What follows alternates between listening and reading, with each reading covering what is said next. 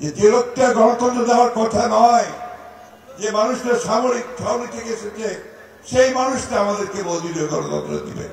আর যাকে আমরা বিশ্বাস করেছিলাম, আস্থা নিয়েছিলাম, যুদ্ধ করেছি ৭১ সালে, তিনি আমাদের গণতন্ত্রকে হত্যা করেছিলেন শেখ মুজিবুর রহমান। বাংলাদেশে যে সমস্ত প্রচারণা ভারতের মিডিয়া থেকে করা হচ্ছে তার একটাও সত্যি নয়। আমার সঙ্গে একজন ভারতীয় সাংবাদিক কয়েকদিন আগে দেখা করতে এসেছিলেন। তিনি বাংলাদেশে ১৫ দিন ছিলেন। ১৫ দিনের পরে তিনি ভারত গেছেন। ভারত থেকে একটা ইউটিউবে তার সাক্ষাৎকার বেরিয়েছে।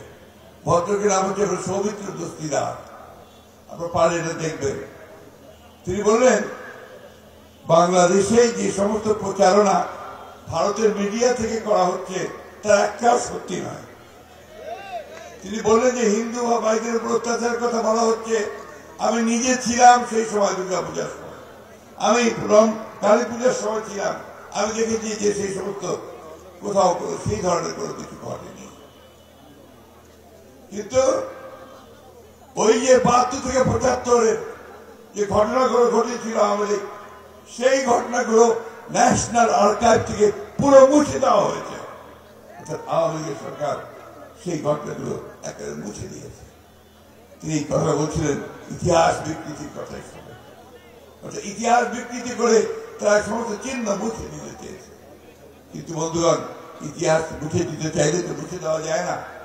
মানুষের মধ্যে যে ইতিহাস থাকে, সেই ইতিহাস আজকে বেরিয়ে এসেছে।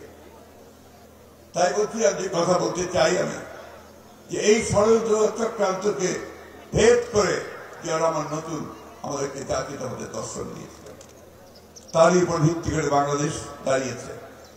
বহুযুগের গণতন্ত্র দিয়েছে, সমস্ত সংবাদ মাধ্যমকে খুলে দিয়েছে, মিডিয়ার স্বাধীনতা দিয়েছে, বাংলাদেশের অর্থ দিয়ে মুক্ত করে দিয়েছে একটা বদ্ধ ভ্রান্ত সমাজতন্ত্রের চিন্তা থেকে। এবং নতুন যাত্রা শুরু হয়েছে। গার্মেন্টস ফ্যাক্টরি, রেমিটেন্স, বিদেশে যাওয়া একটা উৎসব শুরু হয়ে গিয়েছিল সেদিন। সেই মানুষটিকেও সেদিন বাংলাদেশের শত্রুরা ষড়যন্ত্র করে হত্যা করেছে। তিনি বহুদিনের গণতন্ত্র দিয়েছিলেন। অর্থাৎ আমি যা বলতে চাইছি, যে লোকটা গণতন্ত্র দেওয়ার কথা নয়, যে মানুষটা সামরিক ছাউনি থেকে এসেছে, সেই মানুষটা আমাদেরকে বলছিল গণতন্ত্র দিবে। আর যাকে আমরা বিশ্বাস করেছিলাম, আস্থা নিয়েছিলাম, যুদ্ধ করেছি ৭১ সালে, তিনি আমাদের গণতন্ত্রকে হত্যা করেছিলেন শেখ মুজিবুর রহমান। তারপরে তাকে তিনি শাহাদাতের পরে ৯ বছর আপনারা জানেন এরশাদ গণতন্ত্রকে ধ্বংস করেছে। বিএনপিকে ভাঙতে চেয়েছে, টুকরো টুকরো করে দিতে দিয়েছে। পেরেছে কি? বিএনপিকে ভাঙতে পেরেছে? দেশনেত্রী বেগম খালেদা জিয়া সেই দিন সেই পতাকা তুলে ধরেছেন, স্বাধীনতার পতাকা, সার্বভৌমত্বের পতাকা, গণতন্ত্রের পতাকা।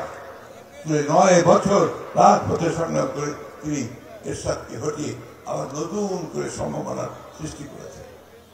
এবং পার্লামেন্টারি ডেমোক্রেসি, সংসদীয় গণতন্ত্র সামনে নিয়ে এসেছে। বাংলাদেশকে আবার নতুন করে নির্মাণ করতে শুরু করেছিল। সেই সময় বাংলাদেশকে বলা হয়েছিল ইমার্জিং টাইগার, একটা বন থেকে, জঙ্গল থেকে একটা বাঘ বেরিয়ে আসছে বাংলাদেশ।